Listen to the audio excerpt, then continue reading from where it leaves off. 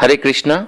आज हम तीसरे अध्याय का 31वां श्लोक पढ़ेंगे। 3.31 य मे मतम इदम नित्यम अनुतिष्ठन्ति मानवा श्रद्धावन्ते अनुसूयन्त मुच्यन्ते तपि कर्मभिः। अर्थात जो व्यक्ति मेरे आदेशों के अनुसार अपना कर्तव्य करते रहते हैं और ईर्ष्या रहित होकर इस उपदेश का श्रद्धापूर्वक पालन करते हैं, वे सकाम कर्मों के बंधन से मुक्त हो जाते हैं। देखिए, सिंपल लैंग्वेज में इस श्लोक का ये अर्थ है कि कृष्ण को सुप्रीम पर्सनालिटी ऑफ गॉडहेड मानो, गीता को कोई माइथोलॉजिकल बुक ना मानो। भगवान ने जो इंस्ट्रक्शंस, जो उपदेश दिए हैं, उनको दिल से श्रद्धा से फॉलो करो, तो आपको अपने जीवन का जो लक्ष्य है, मानव जीवन का जो लक्ष्य है, मोक्ष, सफलता, वो प्राप्त होगी। अब धीरे धीरे इस श्लोक को मैं दोबारा से पढ़ता हूं। इसमें लिखा जा रहा है कि जो व्यक्ति मेरे आदेशों के अनुसार अपना कर्तव्य करते रहते हैं। देखिए, मैं किसी को भी क्रिटिसाइज नहीं करना चाहता, ये चीज़ मेरे ऊपर भी एप्लीकेबल है, लेकिन हमें चाहिए कि भगवान ने जो भगवत गीता में कहा उसको एज इट इज फॉलो करने की कोशिश करें। गीता सुनने का भी महत्व है, भगवान ने 18वें अध्याय में बताया है, पढ़ने का भी महत्व है, लेकिन जैसे भागवत की कथा सुनने के लिए होती है, उसमें से भी लेकिन ये होता है कि जो आचरण है भक्तों का और जो हमारे लिए इंस्ट्रक्शंस हैं उनको फॉलो करने चाहिए। लेकिन गीता तो बनी ही उपदेशों के लिए है जो हमें अपने जीवन में फॉलो करने हैं।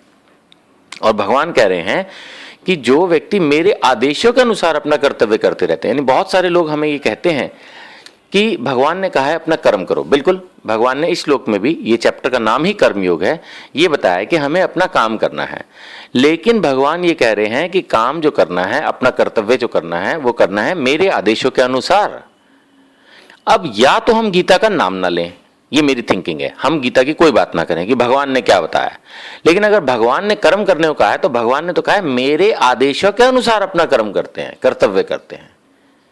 यानी कि अगर हम अपनी मर्जी से कुछ भी काम कर रहे हैं, जो हमें अच्छा लग रहा है, खाना पीना, ऐश करना, दारू पीना, घूमना फिरना, जो भी उठपटांग, जस्ट डू इट फिलॉसफी पे चल रहे हैं, और ये बता रहे हैं कि जस्ट डू इट फिलॉसफी जो है, whatever we are doing, गलत से गलत काम, सही से सही काम, बस मन के अनुसार चल रहे हैं।